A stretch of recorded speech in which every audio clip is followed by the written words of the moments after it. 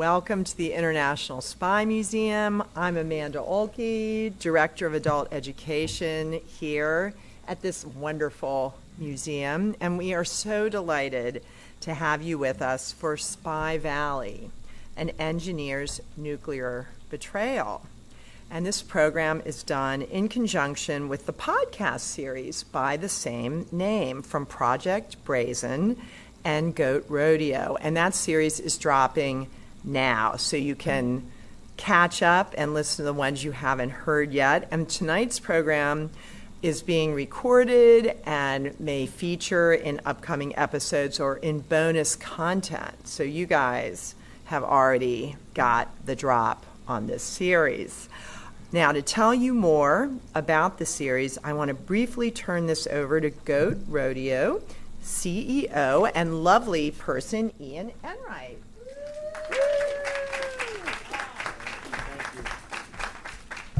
Don't know what I did to get an honorific of lovely person, but I'll take it.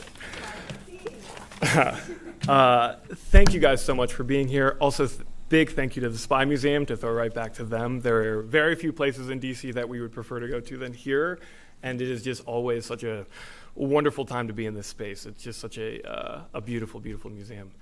I want to talk a little bit about Spy Valley. I want to throw a little bit of shine to some people that deserve it, but Spy Valley is a series about the act of espionage, specifically in this case, the act of espionage of one man, a man by the name of James Harper, who is one of the most consequential spies during the Cold War. It is a wild story. It is a story that, for most reporters, I think is a dream. It will certainly be one of the dream stories that we will have at Goat Rodeo. But if your takeaway from this series is a wild romp and a fun spy story, I would submit that I think you're missing a bigger point. 40 years from now, there will be lots of stories about spying. Spying about events happening as we speak. And I really feel that Spy Valley is a roadmap to the way spying happens. There's a direct line between what was happening in the 1980s and the story you hear in Spy Valley to what's happening today. And I hope, as you all have listened to it, as you all hear about it on the stage tonight, that you guys reflect on that and why places like the Spy Museum do such a beautiful job of making sure that that is understood in a much more clear fashion. Zach and the fantastic bunch of producers who developed this series represents, I think, the best of what audio storytelling can do with the best of what a amazing reporter can do with their work.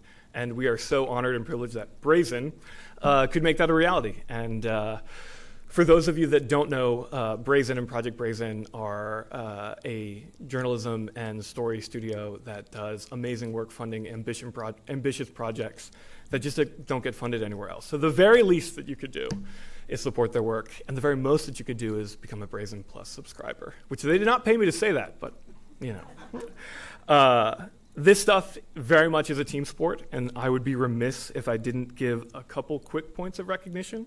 The first and foremost, and gives the most recognition from the Goat Rodeo team, is our lead producer, Jay Venables, who is here. Round of applause, thank you. Who did a fantastic job being a steward for this show from the audio storytelling side.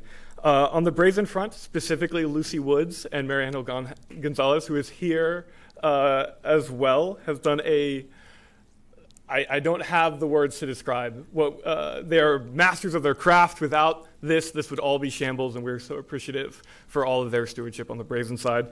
And to rush through in no particular order from the Goat Rodeo team that I need to give shine to: Max Johnston, Rebecca Seidel, Isabel Kirby-McGowan, Kara Schillen, and am I missing it? No. Of course, our fearless leader, who is the real fearless leader, Megan Nadolsky. So one more time, please, a round of applause. Before I turn it over to a clip, I just want to say thank you again to the Spy Museum. Thank you to Zach Dorfman for allowing us to be able to tell this story with them, and we are so pleased to have this event here tonight. So we're going to play a clip. I think of no better way to jump into this for me to shut up. So thank you, guys. I wanted to know everything about this case, but I needed to see if anyone else would actually talk to me about it. Other retired FBI agents, CIA officers, federal prosecutors. But above all, the American spy at the center of it. I knew his name from decades-old news reports when the story broke, and I learned that he had recently been paroled. So I tried to track him down. I spent countless hours trying to find his phone number, last known residence, signs of life, anything. You see, when you've spent decades in prison, you don't have much of a digital trail. I thought I found the right address for this former spy, but I didn't want to scare him off. So I wrote the man a letter, a real letter, through the post office. Then I waited. Reporting is like that. You send up flares, expecting that many will never be answered. And then, one day, I got a voicemail. Yeah, hi, Zach. This is Harper.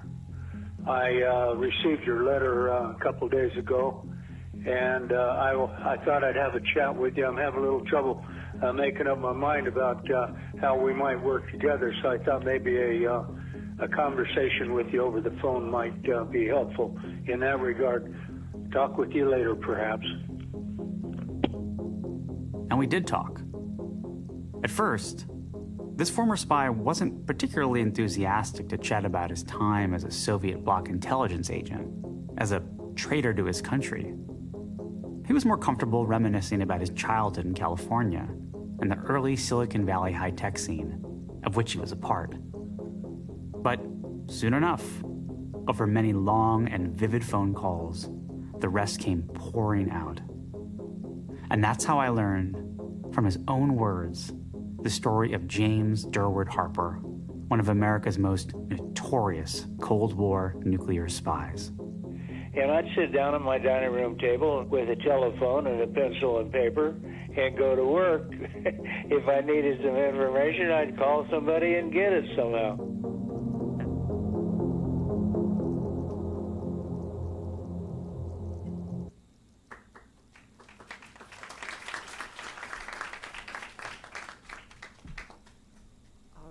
We have an amazing panel tonight who will take the stage in just a moment, and that panel discussion will be moderated by Sharon Weinberger, the National Security and Foreign Policy Editor at the Wall Street Journal. So I think this is going to be an amazing conversation, and Sharon is going to tell you more about who our speakers are and introduce them. So without further ado, over to Sharon and this magnificent panel.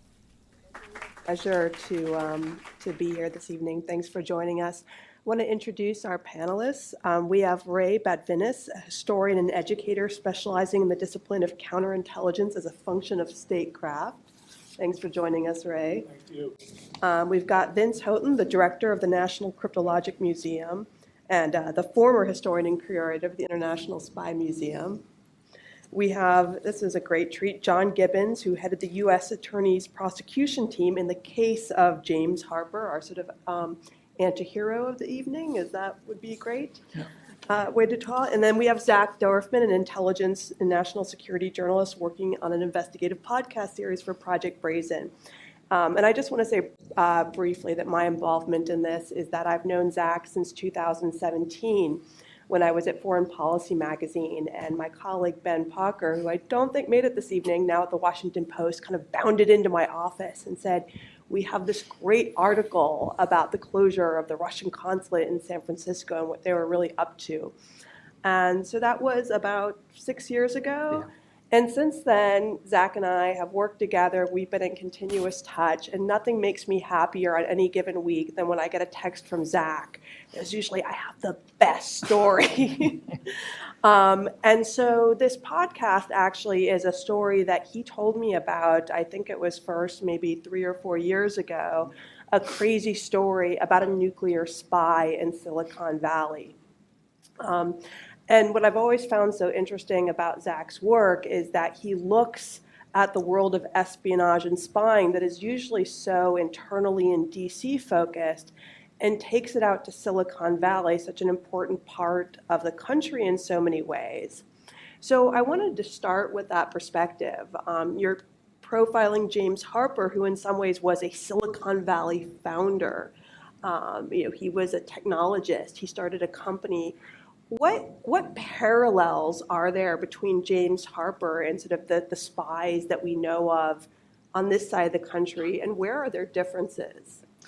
Yeah, so before I get into that, I just have to also mention that the reason that I wrote James Harper a letter was on Sharon's extraordinary advice to take it very slow and see how Harper would react, and that was one of many absolutely critical pieces of advice on national security reporting that Sharon has given me over the years. But so I think Harper is a fascinating case because unlike a trained intelligence officer who goes bad, like a Hansen or an Ames, he was totally untrained and untested in the world of espionage. He was a founder. He was the inventor of the digital stopwatch, which is one of those details that when you hear, it's actually kind of unbelievable, but it's entirely true.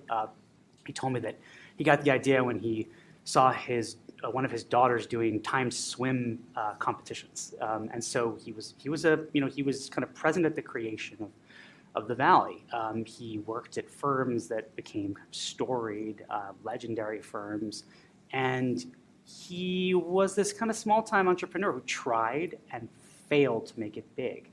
And he took that kind of entrepreneurial approach to spying. But I mean, less charitably, you'd say it was dilettantish, where he really had no idea what he was doing. He was over his head from the jump. And whereas in cases like Hansen, he took this very methodical approach to doing it, where even the Soviets and the Russians, because he spied before and after the Cold War, didn't know who he was, right?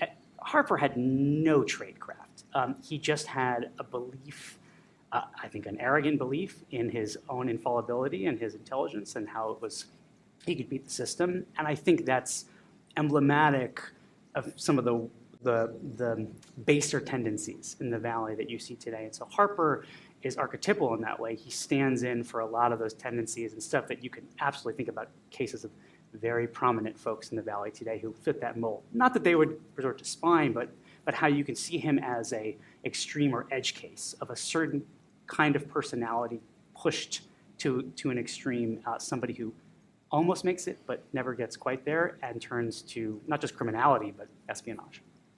Well, that's actually an interesting starting point. So he was someone, it could have been. He could have been this great figure in the Valley, but a bit of corruption, alcoholism kind of drove him down a different path. If we look at, certainly espionage continues on today in Silicon Valley, probably, I assume, more China-driven than Russia-driven. Do you think those same factors could lead someone that there are spies out there in the Valley? Oh, most certainly. And I think that kind of informality is part of what what's interesting too, the Harper case, he was, what led to his downfall was almost traditional in that it was classified information related to national defense. It was ballistic missile related documents and technology, like America's nuclear arsenal, which was what made it so damaging. But before he did that, he participated in a ring that was involved in illegally exporting kind of dual-use technology to the Eastern Bloc, right? And that stuff wasn't classified. It was just export prohibited. It was like computer chips, which would be antiquated today, but were cutting edge at the time. And I think that kind of intelligence activity goes on. I think economic espionage is a huge part of the Valley. And as you mentioned, it's China, it's the MSS, it's the Russians, it's also a lot of American allies. One thing that's been described over time to me is almost like a softer form of espionage out there because it doesn't deal with people trying to infiltrate state, DoD, or CIA. You do have military contractors out there, but it's really economic focused as well. And because of that, there's no doubt that there are significant amounts of people doing intelligence collection in Silicon Valley today, both informally and formally, intelligence officers and people like Harper who are just opportunistic. A question for John, since you were in charge of the prosecution. When a case like this comes to you, was it a sort of oh my God moment? We've never seen something like this before? Or is it oh yeah, another one of these spies? What was your reaction? No, it's I'd been a prosecutor for quite a while, tried my share of cases. my share of whitewater cases. And you get a call on the funny telephone from the man in Washington, John Martin. I had to go, in those days, we didn't have that sort of a secure phone to communicate on, so I had to go down to the bureau and get on a secure phone. And in his own way, John Martin said, "John, you don't know me. I'm at the internal security section. You've got a spy in your town." You know, and I said, "Well, okay." So then I began to meet, and as some folks may or may not know, the FBI is one side's the old criminal division doing what they do, and the other side does investigative work in the intelligence world. The FCI, Foreign Counterintelligence. I knew some of those folks personally from playing softball and things like that, but I didn't know anything about their cases. So then I turned to those agents, and I became deeply involved, 10-hour days, with my colleague Buck Farmer, who unfortunately was going to be here, but he had to go back. And Buck and I just burrowed in on this case, and a whole new world to us. We had the clearances, but surely not the knowledge. And we began to work with the Bureau. And it's a very special group of agents that had been collected into San Francisco because the Soviet Union / Russia had established a consulate in San Francisco. And I must say, Zach has seen it when they were dismantling things, when they were thrown out of the country. And I don't know who allowed them to take this building. Don't forget we had a nuclear and non-nuclear submarine base that they would come in through the bay under the Golden Gate Bridge and go up to where they were based. These folks had a 7-story building. I think the top 5 stories were electronics, and they had a view of the bay, of all those subs going in and out. And whoever allowed them to get that building should have been prosecuted, himself or herself. I mean, it's just the stupidest thing you can imagine. But they were very, very busy. But then again, other agencies of the Eastern group, the Polish, were very active and loosey-goosey. We were very close, as I learned to understand, on top of some of the Russian spies that were out doing things, meeting with people. They were limited on how far they could go within the area. But the Poles weren't. So they were active. And this group, headed by Bill Kinane, who was a hero. Why was he a hero? I beg your pardon? He headed the group, but he is an old school guy from Chicago, came out. He knew the mole we had in Polish intelligence. Thing came across his desk and said, "Holy Toledo, we got a spy," and they were blind. They had no idea. He was discovered at not discovered, but came to be through a mole we had in British and Polish intelligence, who attended a party in Warsaw, and he contacted his CIA contact and told him what he had heard at this party, where a fellow, Zach has written all about it, was given an award from the KGB, and the head of the KGB came into Warsaw to give this award. It was that important. So quick like a bunny, he got in touch with his contact in the CIA, and then it got to San Francisco. And that's when we began a federal investigation with, I can't say enough, these extraordinary men and women of the Bureau of that era. They were really great people to know and to work with, and they did an incredible job. Buck Farmer, who unfortunately is not here, he and I paired up on the case with John Martin, and John Martin was incredible support. I mean, he ran that section for a number of years. Vince, as someone who's looked at the history of spying, one of the things I'm always struck by in some of these cases, with James Harper, it was sometimes the bungling, like sort of like play acting spying. And I was reminded of the recent case of the couple in Annapolis who, hid, I think, was it a thumb drive and a peanut butter sandwich? So how much when sort of, I don't know what you call them, civilians get involved in spying, are they reading James Bond books? Where are they getting, like, how do they decide what they're going to do to stay super secret? You'd be surprised how much pop culture can affect people who are, even those that are trained. There's stories all the time from the CIA of the 60s and 70s where a new Bond movie would come out and the director would stomp down the director of science and technology and be like, I saw this in the movie, can we do that? And usually the DS&T would be like, yeah, we've been doing that for 15 years. It's okay. Or do we really think we can make an invisible car?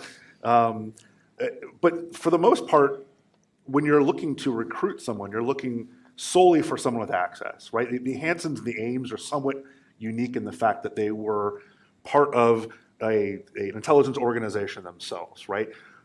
Most of the people you're recruiting are not trained in espionage. And so part of the job of the handler is to teach the tradecraft, right? Peter Ernest, who is our wonderful former executive director here, spent 36 years as an operations officer at CIA, and he always talked about, like, some of these people just had no idea. And part of it was holding their hand and saying, don't do this, don't make these ridiculous mistakes you see in the movies. We'll start slow, we'll start simple, and we'll learn as we go. And so, to many degrees, when you see a bumbling, stumbling fool of an agent, that's the fault of the handler in many respects. And KGB took pride in being able to turn average, everyday civilians into good spies. And because they had a lot of history, especially in the science and technology field. We're going back to the 1920s, where they completely infiltrated German industrial factories and foundation. Obviously, the nuclear spies in the Manhattan Project. In the 40s, the Nene engine stolen from Rolls-Royce right under the nose of the British, which was in the MiG-15, and then going all the way up to Silicon Valley, which, you can maybe perhaps fill in more on this. The idea of Silicon Valley was probably, if not certainly, the second most important city or area to Washington for the KGB in the late 70s and the early 80s, because at that point, everything was about computer technology. And the Soviets were at least a decade, maybe 2 decades behind us in computer technology. So other than getting in the Washington bureaucracy, Silicon Valley was as important as it got. You're not recruiting trained officers in Silicon Valley. You're recruiting the Steve Jobs types of the world who are going to be kind of goofy. They're not James Bond, right? They're not jumping out of airplanes with a martini in one hand and a stupidly named blonde in the other one. They're goofy tech guys. And so you have to expect this. And I think that's where this is an outlier and a fun outlier, in that you get caught because you're bad at it. We're the ones that are really good at it. Those are the ones that don't get caught. And so a lot of the ones that were from this area of the world, or from the Midwest, or the nuclear spies who had no real training in this, are the ones we catch because they do something dumb. The Hansons, the Ames usually get caught because they get bored almost in the end. Yeah. So sort of related to that point, a question for Ray. One of the things that amazed me listening to the podcast, we're in the middle, sort of at the height of the Cold War, and he's like making these trips to Warsaw to meet with his handlers. And, I guess now we think of sort of you're tracked ubiquitously. But would the FBI have been tracking people making these odd trips to Warsaw? I mean, how were they looking for potential spies in those days? Well, pardon me, and in answer to your first question, the answer is no. I mean, a very dear friend of mine, when he talked about agents, what the Russians really wanted them to be is basically as low as the water and as quiet as the grass. They wanted them to blend right into the society. If we're giving you quite a bit of money, don't exhibit any kind of conspicuous consumption that is going to raise red flags among your colleagues, among the security people. They're going to wonder what's going on. When it comes to a trip like that, every year, every 2 years, the KGB, the Poles would want to meet this guy in Vienna, maybe in Berlin, maybe in India, where they're not being closely watched. But they would do it on their vacation. They wouldn't do it in a time that, again, would raise red flags. So that is not unusual. And if they had to fill out a report when they got back, yes, I went to Vienna, I had to get away just to visit. It wouldn't raise any red flags among the security staff at the company, which would force them to say, well, let's go to the FBI, there's something suspicious. And they really wouldn't even do an after-trip report.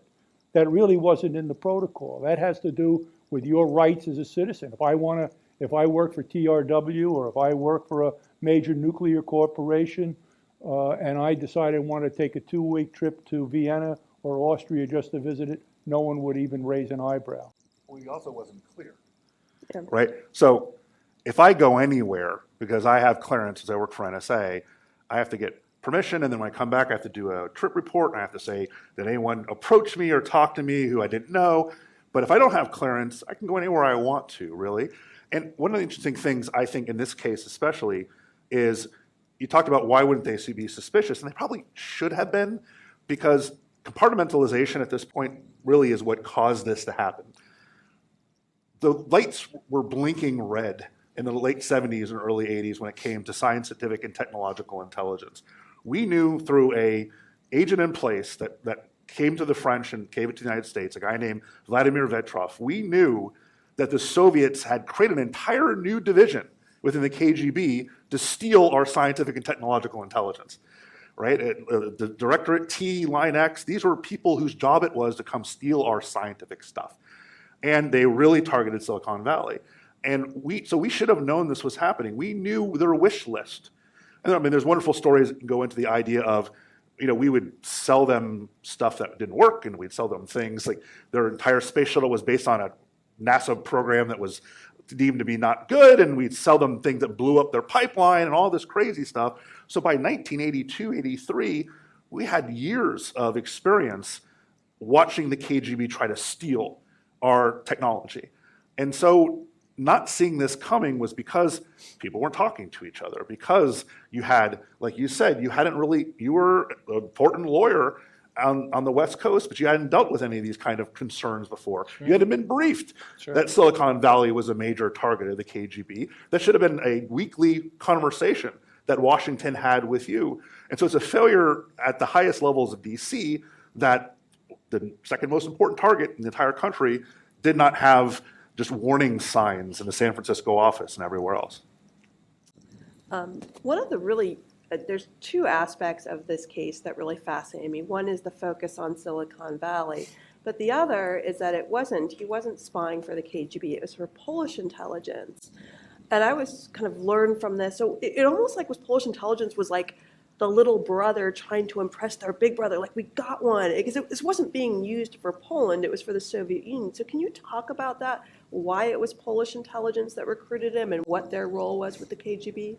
So, as John talked about a little bit before too, the Eastern Bloc services, the Warsaw Pact services had more room for maneuver in the U.S. than the KGB. There's only, resources are limited, and the Bureau in San Francisco did a really good job of covering KGB officers under diplomatic cover, really following them around, ensuring, and there were folks who they knew were science and technology officers, and they were on them, But the East Bloc services just didn't get as much attention. They were the little brothers, as you said. They were just, there was more economic activity between the U.S. and some of the Eastern Bloc countries. So there was more kind of like permitted interactions.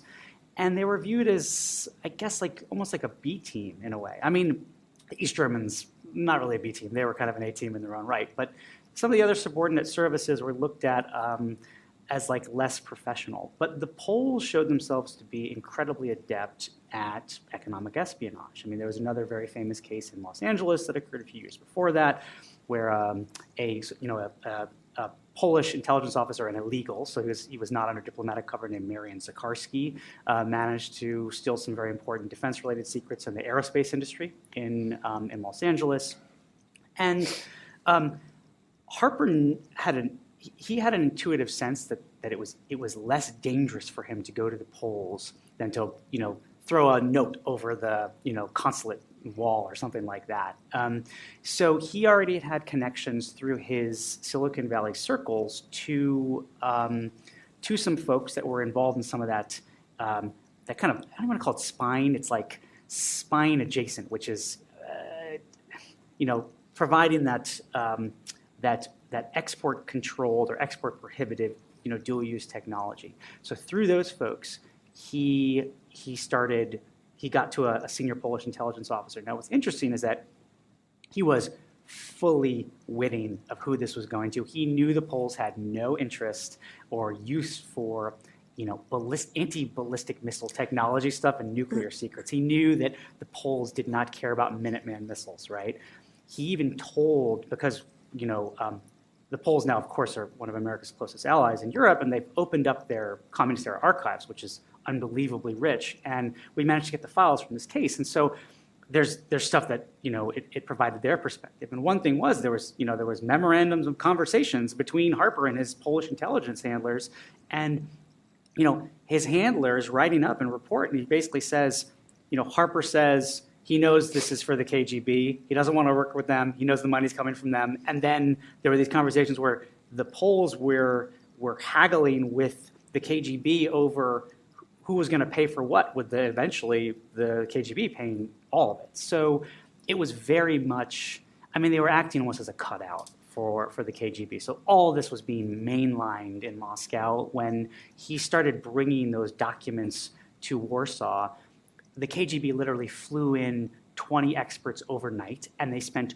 all night going through it. So it wasn't even, a fig leaf would be generous to call like the real distinction, but it provided Harper and other folks in the U.S. in those years a way to get stuff to the Soviet Union. It was like a force multiplier for them without actually dealing with the KGB itself.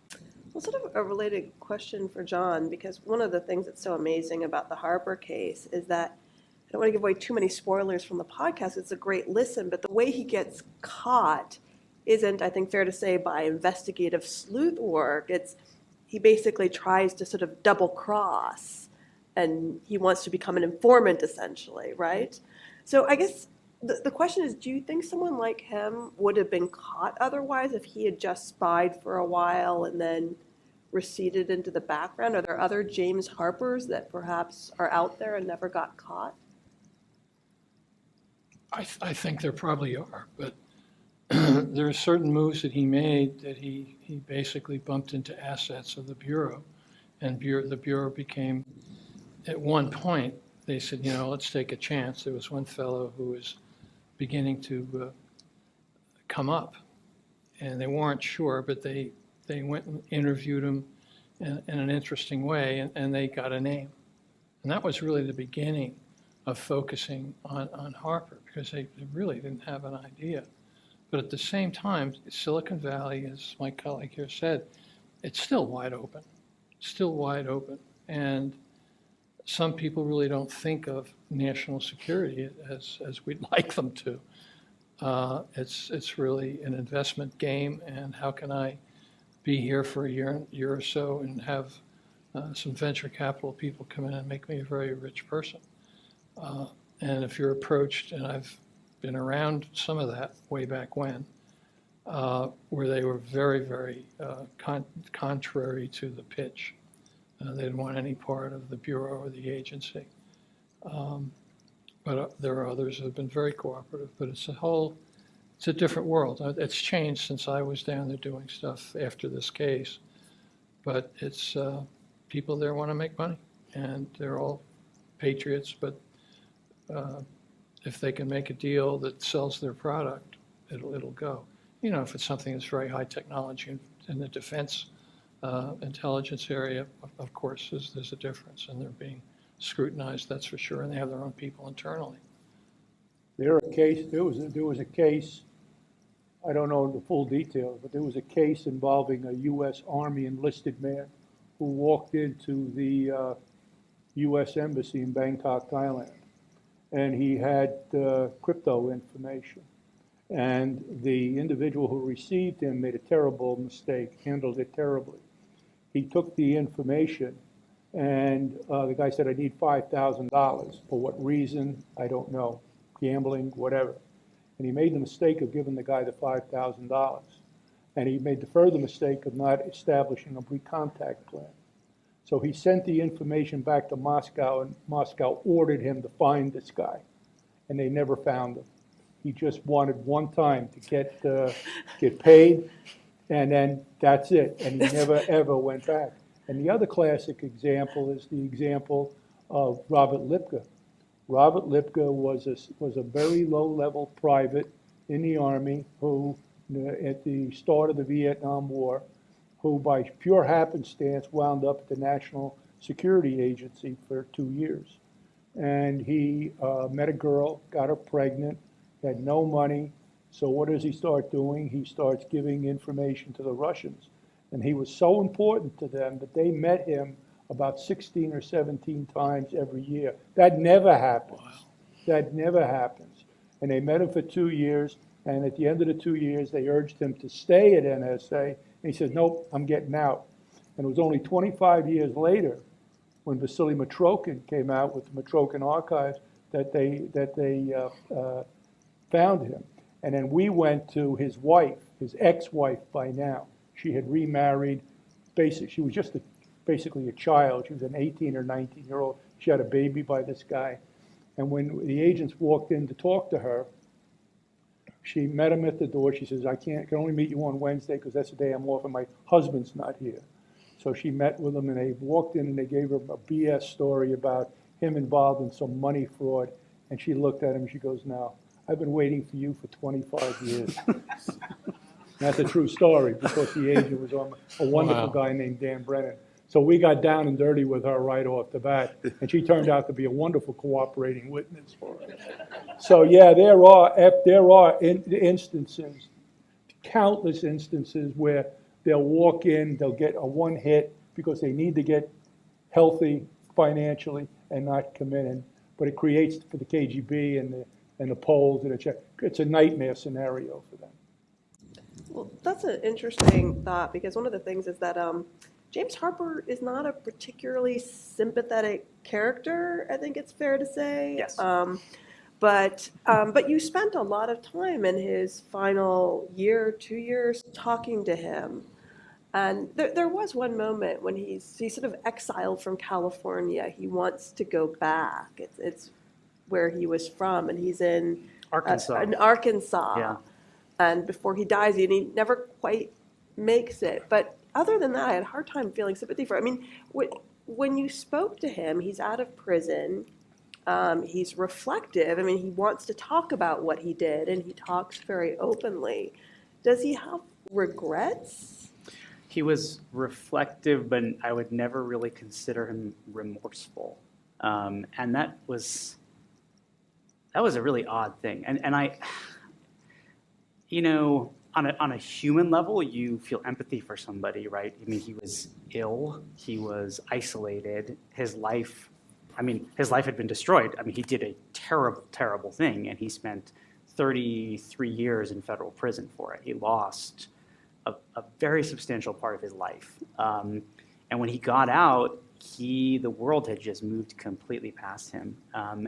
And he was quite open about his life, and then got very, very engaged in retelling the story of his espionage to me. But it was interesting because I would try to tease that out sometimes, a sense of like, well, do you look back on it? Would you do anything different? Do you feel, I never got a satisfactory answer. And really the only conclusion that one could draw would be at best that he was amoral. I mean, if not just extraordinarily immoral, but he just did not respond the way that you would think a normal person would. Like his psychological profile, I think, would be a great study for profilers, like bureau profilers in the future, because there's just a lack of moral boundaries there. And I think he approached his whole life that way, his personal life, his professional life, his espionage. I mean, and to see that you could go through multiple decades in federal prison and come out and not even admit to somebody who, I mean, I was trying to be as sympathetic as one could be, that like he did something terrible, you know, and ruinous, both for his country and for his family and for himself. I mean, that was hard to swallow. Great. I want to maybe open it up to audience questions. If I might add, Oh, yeah, and please. just meeting with him when we did, the guy had absolutely no conscience. He had none. He was almost proud of what he got away with. He was a total jackal. Is that typical, would you say, of these cases? I really don't know, but I don't think so. I think some people have a chip on their shoulder, whether it's one way or another, whether it's through Russia, the Soviet Union, or China. I mean, it's in San Francisco now. There's a Chinese consulate that's bigger than this building. I don't know why it's still there, but they're just vacuum cleaning the entire Silicon Valley. And I don't know why our government hasn't said, hello, it's time to go home. But it's, you know, and again, with the Soviet-Russian consulate, with the view of the bay and the submarines going in and out, that we knew, I used to get stuff myself at Radio Shack. Half the time there were technicians from the consulate buying stuff in Radio Shack. You know, I'd call my buds at the FBI, say, these guys, they said, we know. Anyway. And I'll just add really quickly, just like it's not as grand as the Russian consulate was, but the Chinese consulate is also on a prominent hill, Yeah. which for signals collection is It's wonderful. In San Francisco, those hills are pretty serious. So if they're not hanging out in Radio Shack, since it doesn't Yeah. exist, where do you think they're going? They probably own it. Yeah, I don't know. Yeah, I mean, economic, espionage, political stuff. I've written about some, political cases. And then also they're extraordinarily interested in the activities of the Chinese American community in San Francisco because they recognize it as a powerful and very old community. And there's a pervasive fear about dissident movements originating in places like San Francisco. So they're extraordinarily sensitive to that. In the late 80s, I think it was the late 80s, the CIA and the FBI and NSA and other agencies funded a project. It was called Project Slammer. And Project Slammer called for specialists from these agencies and from the FBI's Behavioral Sciences Unit to do a sort of a parallel project that they did with serial killers. What drives them? Why are they serial killers? Going just to this issue about remorse and their worldview and their outlook. And they did this and came up with some interesting findings. And I think, don't quote me on this, but I think you as a private citizen could go on the internet because a lot of this has been made public since then. So you can go on and actually review this and find their conclusions and get some insights into what they found. And the judge just closed by saying, I don't think there was one spy who said, I don't want to talk or I refuse to talk. They all wanted to talk. So these were skilled interrogators who just didn't come in with a chip on their shoulder. They just said, let's talk. And then they started talking about everything, filled out questionnaires, because they had a lot of time on their hands in jail. So they were willing to see these guys come back and these women come back and talk to them. So it might be something you'd find interesting offline if you wish to do so. The Spy Museum has a podcast called Spycast, where about 4 years ago, the guest was the now former chief psychologist at CIA, Ursula Wilder, who wrote two of the most important papers that were just recently declassified on essentially the psychological underpinnings of not only spies, but the other one was also terrorism.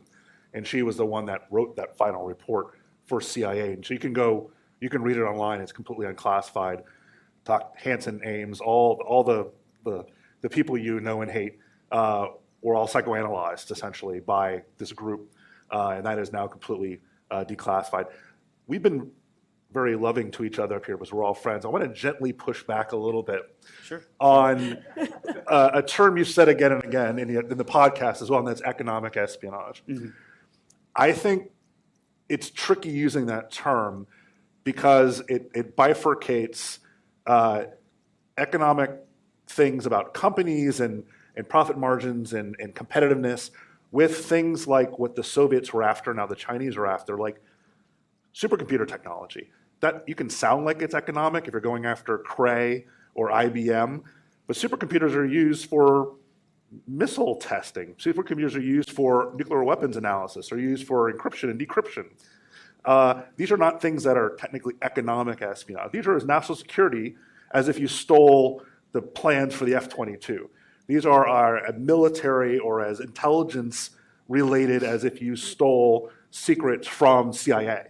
And so I think that there's an interesting dynamic at play here where, sure, if you're targeting Starbucks for their new dark roast recipe because you want to undercut them with a new company, that's economic espionage.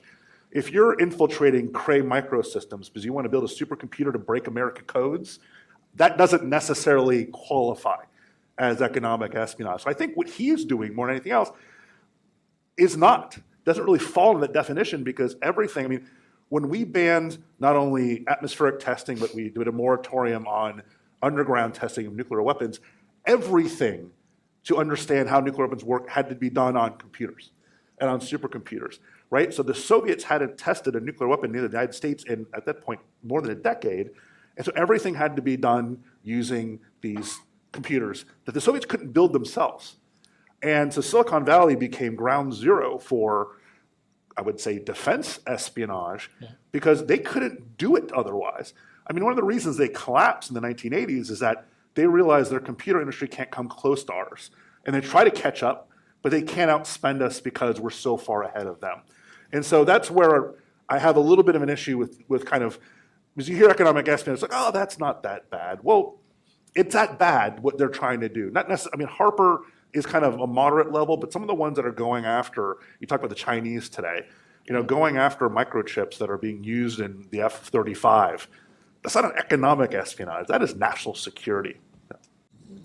Yeah, if I may, just for a minute. I mean, there's a violent agreement with you. I think Harper's case was about it was national defense information. I mean, it was about nuclear weapons and ballistic missile technology. It's always been difficult, though, in the Valley where stuff has or may have down the line dual use applications, but they don't have them yet, and it's hard to qualify it as defense related because it's not classified as such. And so there have definitely been efforts, and the work of the Bureau in San Francisco was integral to the passage of the 1996 Economic Espionage Act because they recognized there was like a specific subcategory of espionage that didn't fit into those like East Coast parameters. There was and some of them are just purely economic on behalf of the state. And a really good case of the last decade or so was two people in the Valley stole the proprietary formula that DuPont uses to make the color white, but they were selling it to a state-owned company in China. So they were committing like pure economic espionage on behalf of a hostile state. But there's so many edge cases like the ones you're talking about, and I think that it's the Bureau has a tough job because it's difficult when this is a conversation, a whole other conversation, but it's difficult to convince some of those companies about the national security implications of the work that they're doing and the larger geopolitical environment in which they're operating because they don't see it that way. They're looking to get big or sell, and so I mean, by no means was I trying to make it seem like a lesser case. It's just a more complex one and one that I think has been difficult for legislators, policymakers, counterintelligence folks. But I mean, that's the bread and butter of the CI work in the Valley. Yeah. Well, we had right shortly after this in our office in the Northern District of California, we had the Hitachi matter, which was huge. Hitachi was stealing IBM blind. And a security officer from IBM came in, and the Bureau worked a very intricate and successful undercover operation.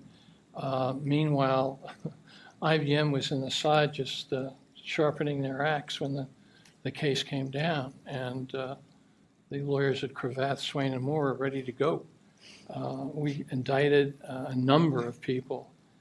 We had undercover tapes of very high Hitachi executives talking about what they were stealing from IBM and why they wanted it. So again, to complement what you're saying, and it was espionage, it was, quote, corporate espionage. But at the same time, in Silicon Valley, we have exactly, what you're saying, and I don't think it's being pursued in the way it should be. And maybe I'll make a political comment. I don't think the Bureau right now has their eye on the ball, as far as I'm concerned, in Silicon Valley. I don't think their leadership knows about it, nor does the Attorney General's office. They're worried about kids at schools and what they're being taught. Anyway, I won't go there. But, So, audience questions, they go up to there, right? So I thought I would jump in. I wanted to ask Ray, as former FBI and as a historian, what was the reputation of this case, if there was one, at the FBI? Was it known? How did people feel about it? Does that make sense? I can't answer that directly, but this was part of a group of cases that were going on at that time. Before 1975, the number of cases that, and I don't have specifics, but I'm pretty close. The number of cases, let's say between 1951 and 1976, were flatlined at about 1 and 2.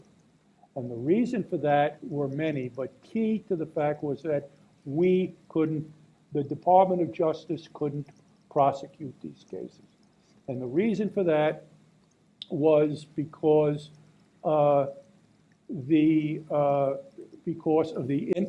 first of all, almost 99% of these cases come from exactly how Harper developed. There was a source inside. And there was no way that the Justice Department could take these cases to court and protect the identity of that source. Because the source may not have been somebody that we recruited, somebody that the agency recruited, but we may have gotten this from the French service. So that was the high jump. And it was only in 1978, the President Carter, and he's a hero in this. People don't really realize what a hero he is in terms of advancing the ability of the counterintelligence community to do their job. But he signed the Foreign Intelligence Surveillance Act into law. The following year, he signed the Classified Information Procedures Act, which allowed John to do his job. So as a result of that, these cases began to spiral. You had the Campilli's case. You had the David Henry Barnett case. You had the Falcon and the Snowman. You had out in California. The same case, I'll bet it's the same source we're talking about for Harper. You had the William Holden Bell case out in Los Angeles. He's recruited by a Pole. And I think you were right, because there's a tendency on our part to look down there our nose. I don't mean that in a pejorative way. But the Poles were outstanding. The Poles were probably the finest service, better than the KGB. They were an outstanding service. And it was Marian Zaharsky, who ran a company in Los Angeles, who recruited them. But we would have never been able to prosecute any of these cases had it not been for legislation that was passed in the late 70s. And as a result, you have all of these cases. And it was a tremendous boost to the Bureau. There are a lot of reasons we can get into it. And it was a tremendous boost to public awareness, public policy, when it came to our understanding of the threat that the Russians and the Eastern Bloc was posing to us. The Carter administration also focused counterintelligence on science and technology. which had Right. never been done before. Carter was a nuclear engineer. He understood the importance of tech transfer. The administrations before him, going all the way back to Truman, kind of glossed over it. There was a COCOM, which is the Coordinating Committee for Export Control, that was put into place right at the beginning of the Cold War. That's all people really focused on. But when Carter becomes president, he says, we've got to really think about these high technologies, especially understanding Silicon Valley and how far ahead it was versus the Soviets. We have to start paying attention to the threat of espionage, focusing on science and technology. The Reagan administration, like other things, picked up on what Carter was doing and took it to the next level. But that's what leads to a lot of these prosecutions as well, is that the CI components, not just of the FBI, but there's an adage that says the best way to catch a spy is another spy.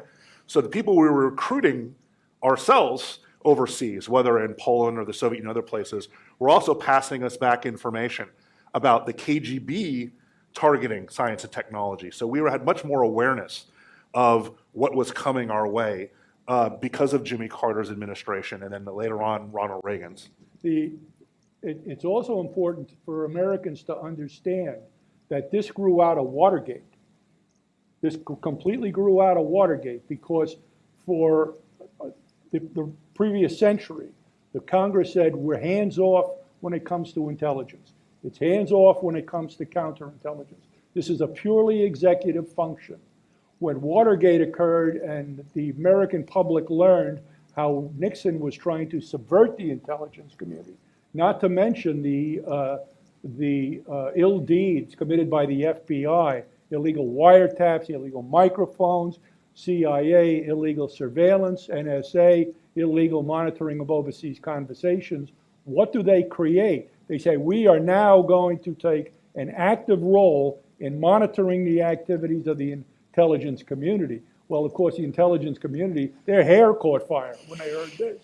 The reality was they formed the Senate Select Committee on Intelligence and the House Permanent Select Intelligence Committee.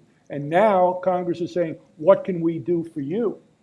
And that became the gateway for the intelligence community to say, well, we can't prosecute, we can't even investigate this. So it was Congress that was really the one that germinated these bills, and it was Carter who signed them. So we owe a great deal of credit to the Congress at that particular time and to the Carter administration. And I don't mean to get back to your point, but the Harper case didn't mean much to me, but it meant a lot in the larger sense of this, because you had all of these cases going down at the same time. So it was really a mother lode, and I'll just end by saying it shot a nuclear round into the arsenal of the KGB. They just were rocking back on their heels. It had a devastating effect on them. The great thing about it, from what you were able to do, is if you Google this, there are articles from all over the country about their arrest and the story behind this. And they can't even talk about really what was stolen and what was given over, but there's, from that time period, articles from the New York Times, all the way to San Francisco Chronicle, the Miami Herald, have articles about the Silicon Valley spy who had just been arrested and prosecuted. And that, more than anything else, shows that it's a kind of a shot across the bow to anyone else who's thinking about doing this themselves. And I think that was purposeful. I can't speak for you. You can speak for this. About how much did you want that word to get out, especially in the early 1980s, moving into the time when you're starting to catch these guys, about don't do this because this is what's going to happen to you. Were you actively thinking about making sure the American public and any potential spies out there heard about getting basically he got the book thrown at him? Well, indeed, Silicon Valley, that's Yeah. for sure. We made a point of speaking down there, talking about the case, talking about the consequences. It had some impact, but still Silicon Valley, it's a different world, it really is. It's an amazing place. But I to get back to the case itself and the ramifications and the agents who worked this case, who had come from Chicago and other places, and they're older, experienced agents, because the Bureau knew they needed it, because the Soviet Russian embassy opened in, 1970-something, 75, I think, in San Francisco, and where it was positioned, et cetera, et cetera. And Bill Kinane, who is a hero. You've met Bill and spent time He was with the him. East Bloc squad leader, so he led the investigation on that. And Yeah, he's an Irish kid from, not a kid, he's passed away now, but from Brooklyn. And he and I, once I got into that fold, I was born in Brooklyn, grew up in Brooklyn, so he and I had a connection. And we would work hours with Buck Farmer and myself and his squad, but to put this case together to prosecute. And there were some real problems. And then we went and met with the fellow who the agency got out of I guess, Sweden with his family. And we met with him and we went through this whole dance of putting bags on our heads and driving around, and myself and Buck Farmer, and there we were. We met with this gentleman. He was quite a lovely gentleman, and he was terrified. And he told us several stories about people like him or other people in other services in the Eastern Bloc who had cooperated and wound up here in the United States. And guess who got to him? The Soviets, and killed them. That went on. And there was a particular home that the Poles, we found out later on, thought he and his family were living in this particular house in New Jersey, and they went and surveilled it, the Poles. Thank God the family wasn't there. And we found that out later on through your intelligence network. But I mean, it gets bigger and bigger, and you don't understand exactly the ramifications of what's going on with these services. But you know, we know especially the Chinese services are, number one, very, very good at what they do. And the Russians have been good at it. They have their own problems now, but here we are. We have a question from the audience here. Thank you very much. And I guess part of the good news is I think most of Radio Shack has gone bankrupt. So we're safer than we were. You know, it seems like despite all this, the complex psychological analysis of these folks, money is usually a consistent theme. Now, why they need that money varies, you know. Either they're drinking or, you know, they have a secret life, a second life, a mistress, all the rest of it. I'm wondering about the money factor in this fellow's case. What kind of money did he get out of this, and what do you feel he felt driven to get money that way for? I mean, I think right. I think you've very smartly identified that although there is an interesting profile of James Harper, he was also a man totally driven by avarice. I mean, fundamentally, he was an incredibly greedy man, and he had an excess of vices. Right. I mean, he was a gambler. He was a cheat. He was a drunk. If there was a vice, he pretty much had it, and he didn't have a steady job at the time he started spying, but he wasn't in great economic distress at the very beginning. He legitimately just said, "I want to spy for my retirement." He viewed it as his 401k, basically. And he demanded, who among us? And he demanded $1 million from the KGB, which I think is a little over $4 million in today's dollars, which is an extraordinary sum. I mean, and of course the KGB didn't want to pay any of that. They didn't want to pay him that much, period. But they definitely didn't want to pay him that much in one fell swoop, which was his. I mean, he wanted the windfall.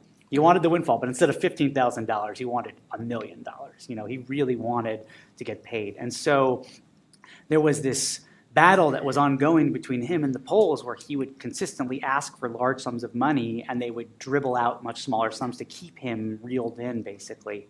But unquestionably, he was driven by greed, and it was almost like he was intoxicated by it, and that is 100% why he spied. If you want to think about him ideologically, it would be as a kind of like entrepreneurial hypercapitalism, steroids type figure. But no, I mean, he was not. He didn't. I truly don't. He did not care about Soviets. He didn't care about America. He didn't care about anybody but himself. So he was purely in it for the money and purely in it for his own remuneration. There's an ego trip element to this also. Absolutely. Oh, absolutely. I think it's important to point that. I mean, the idea of money, yes, but because he had failed, because his colleagues had succeeded where he hadn't, this was his chance to kind of stick it to him.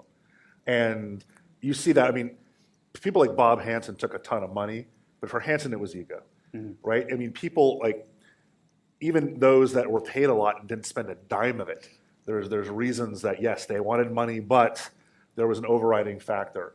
And with his case, with Harper's case, you can't just talk about the money there because it was a I'll show you environment there as well. And I'm not. You said immediately like yes, that was his personality. Absolutely. Yeah. Absolutely.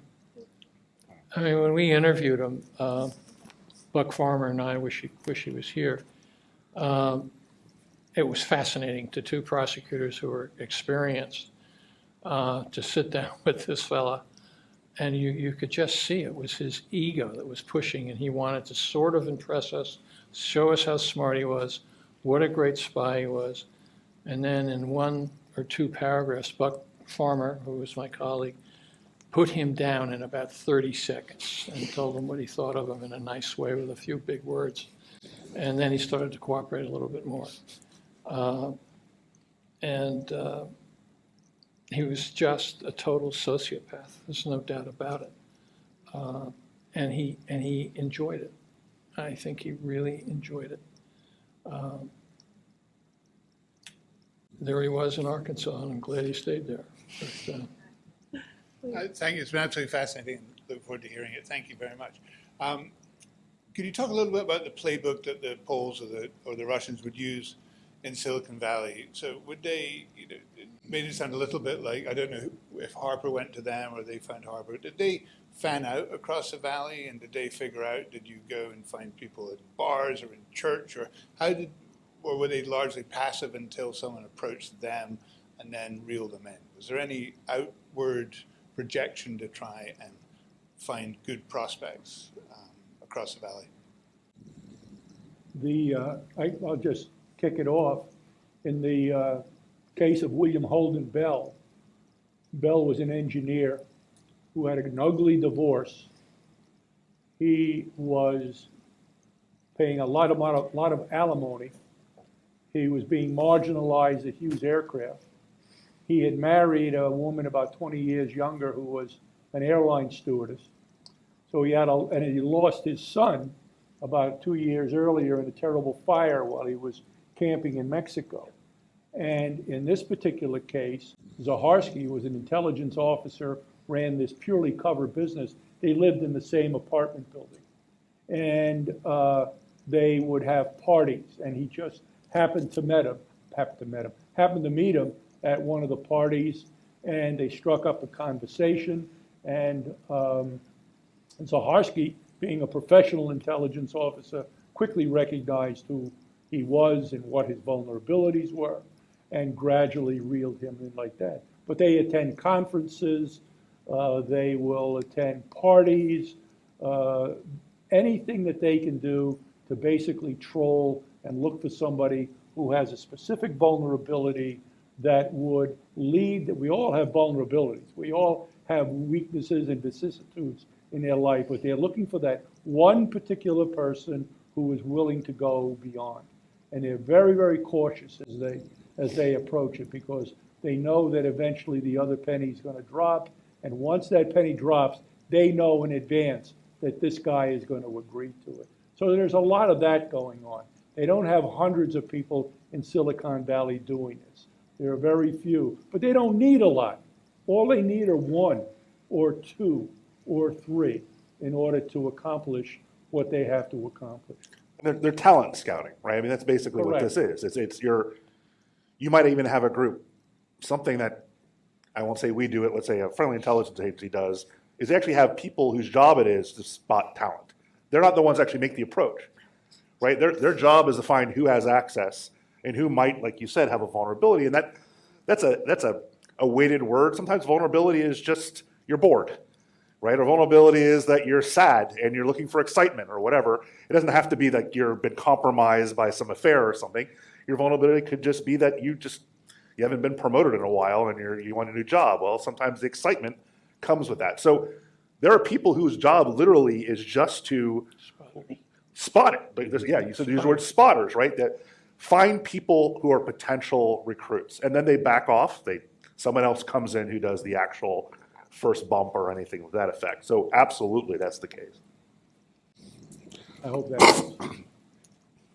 Hi, great panel. Really looking forward to listening to the podcast. I've been fascinated, especially with so much demonization of China in Congress or scrutiny of what's going on in China. Who is China's little brother, the Poland that we're missing right now when it comes to economic or national security espionage in the Valley? That's a great question. As far as I understand it, there's no analogous intelligence agency, subordinate intelligence agencies to China or Russia, for that matter, like you had during the Cold War with the East Bloc. I mean, there was an interesting case recently, a story about the Cuban government making a public fuss over the Russians trying to impress Cuban mercenaries to fight in Ukraine. And when I saw that story, the first thing I thought about was, this would never have happened during the Cold War. This would never have gone public. You would not have seen this kind of like public disagreement between a subordinate. They weren't a Warsaw Pact country, but they were entirely subordinate to Moscow. So if any of the other panelists have any disagreements on this, I'd be fascinated to hear about it. But I am just not aware of that kind of like, after World War II, the KGB built the intelligence services of the Eastern Bloc. And although there was some resentment, which actually made it easier for U.S. intelligence to sometimes recruit some intelligence officers in the East Bloc, they were still entirely under the thumb of the KGB. And I don't think Russia or China, for that matter, have that ability to project force. That said, the Ministry of State Security is just in terms of numerical majority it's a huge organization. And so China has extraordinary resources at a scale that there was a lot of KGB agents, or KGB officers, I should say, during the Cold War. But so that's one thing to keep in mind, that like they have extraordinary capabilities because of their size, but they don't have a constellation of other countries that are working on their behalf the same way. I mean, there's liaison relationships between them and the Iranians, for instance, and that can be productive, but it's different than the KGB East Bloc relationships. There's one area, though, too, is Chinese nationals who have come to the United States, and the families they leave behind and depending on what jobs they wind up, they are subject to all kinds of pressure from mainland China. And the number of kids that come here to go to our universities, especially in the science areas, that's huge, thousands and thousands. A number of them are tasked by their intelligence services. That's a huge problem. And how do you control it? That's for the geniuses in Washington to figure out. So the reason that the Cubans never would have called out the Russians before is because they were subsidizing their entire government under the Soviet system. Now it's in a little, but it doesn't mean the Cubans aren't still passing information onto the Russians and the Chinese. Yes, the Eastern Bloc intelligence agencies were funded by the KGB as they hammered them over the head and made them everything they are or were at the time. But you had organizations like the Cuban DGI, who was a wonderful subsystem of the KGB, and they still are somewhat that of the Russians and Cubans. They'll sell to anybody who doesn't like the United States. But the North Koreans is probably your only quasi-analogy to Poland. But Iran, Venezuela, used to be Colombia, not so much anymore. Certainly Cuba. These are organizations that if they get information, they know they have a client in the Chinese or the Russians that they can sell it to is the wrong word, because they're not doing it just for cash, for resources. The Cubans are doing it for oil and other things like that. So there are little brothers around. They're more kind of mercenary than they are otherwise. But I think you made a good point also that the Chinese are just so huge at this point. So was the KGB, but you also had to understand that in a system that was designed for one purpose and one purpose only, which is Chinese intelligence is focused on their number one threat across the Pacific, and that's us, right? And so it's a lot easier to focus those resources than it was for the Soviets, because half the KGB, I mean, that number's general, half the KGB was focused on internal security, right? The KGB was really, really worried, not just about the Americans, but it was worried about their own people. It was worried about the Eastern Bloc and keeping the Warsaw Pact together.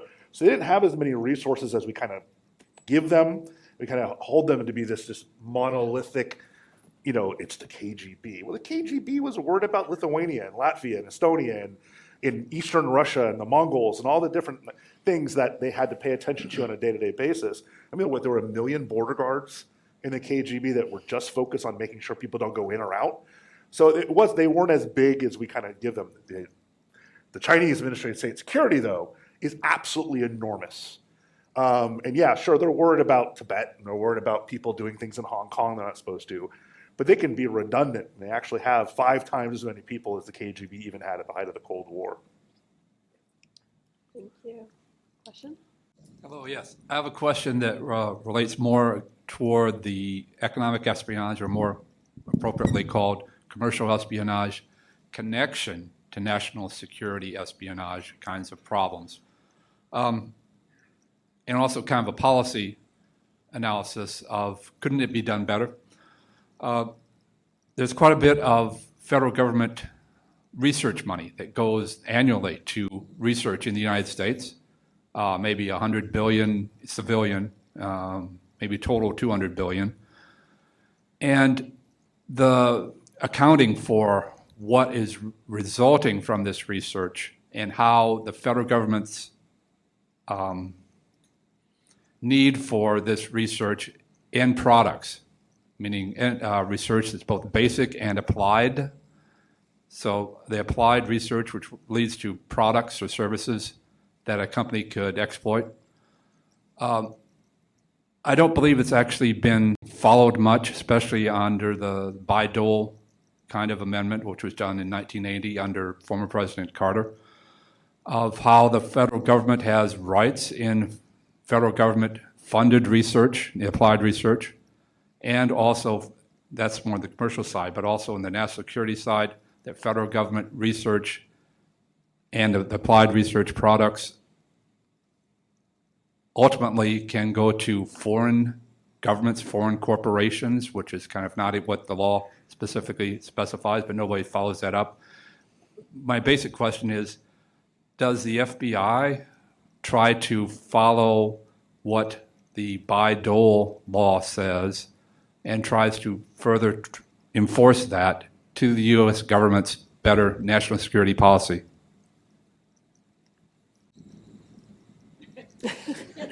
You've stumped them. No, I mean, I've spoken a lot. I'm really out of my depth, to be honest, on that question. But I can give you a very general answer that the FBI has stepped up to identify these companies that are doing this kind of research and attempting to match it with the essential elements of information of the Chinese, and are instituting really at the highest level, at the director's level, at the assistant director's level, to meet with these CEOs and to meet with the senior management of these companies and to brief them. And I think which is equally problematic are Chinese companies which are contracting with American think tanks and American scientific and research laboratories to conduct maybe not necessarily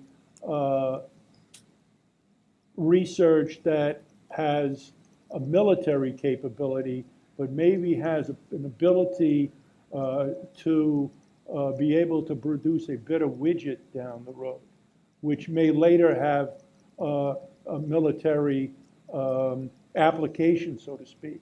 So I can tell you in a very loose way that a very aggressive and active effort is being made to go out and, dare I say, educate, inform these companies, and let them know that down the road it could affect them on their bottom line, so to speak.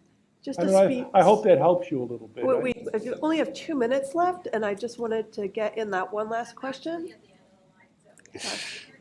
We can talk offline if you wish. I'd be happy to do that.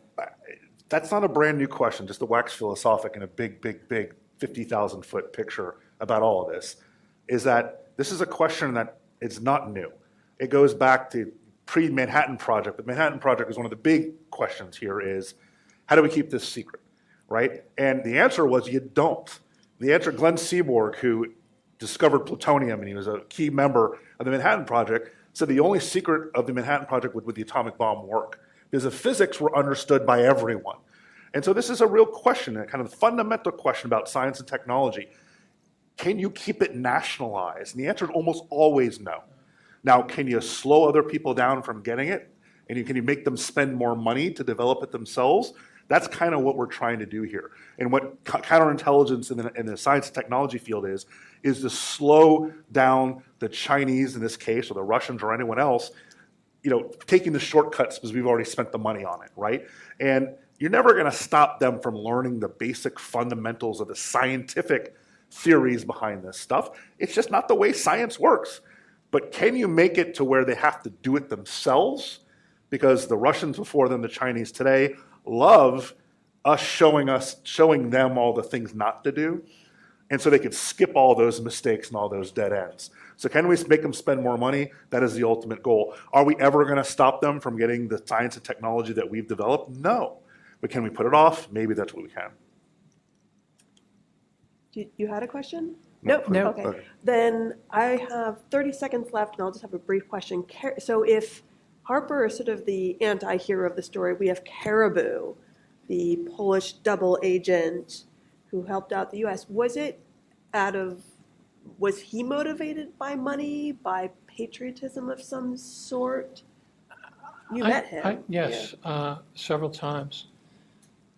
I think he knew exactly what was going on. He was a very bright fellow, had a big family.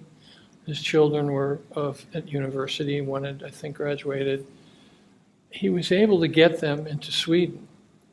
One was attending the University of Sweden, I think, in Stockholm. And they were pushing back, so why are your kids there? And he said, well, they're going to school, blah, blah, blah. He wanted out. He saw the handwriting on the wall, I think. When we met with him, he was not a young man, but very well spoken, knew the game very well because he'd been at it since, 73, somewhere around there, wearing 2 or 3 hats at a time. And he wanted out. And he knew they had just, as in your documents, he had been called back, and it was sort of a strange way he was being called back to Warsaw. So it was time for him to get his family the heck out. And thank God the agency got him out. And that's when Buck and I got to speak with him. But he was a very bright gentleman, a real gentleman. He was a scientist, an academic, but he was very, very concerned about his safety and his family's safety because of what had happened on other occasions to people that were repatriated here and put in places that were allegedly safe. But he was very thankful. And I mean, I'll say that some of the, Buck and I went, I've told you the stories, we went to the agency and had some high-level meetings, and one of these fellows said, well, can he testify in a disguise And I said, holy smacks, where did you go to law school? And he said, well, can you lock the courtroom? And again, I said the same thing. And the agency really, for lots of good reason, as you've mentioned previously, they didn't want this guy to testify because they wanted to protect him, put him where he wanted to be, and take care of his family. And myself and Buck saying, we need you as a witness. And he was, I think, if push came to shove, maybe. But these folks that do these things, whether it's with regard to the Chinese intelligence services or the Soviet, they put more than their lives on the line. Their families, their extended families at home are in big trouble. So it's something to really contemplate about what some of these people have done. James Harper was just a jackal.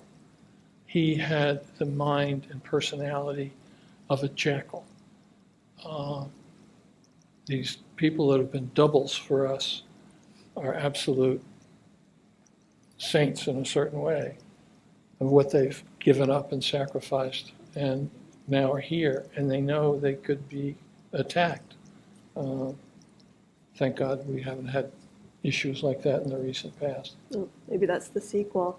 Thank you so much. This was a great discussion, and thank you to the audience for their questions. It's been an amazing panel. Thank you, Sharon, Zach, John, Vince, Ray. Really terrific.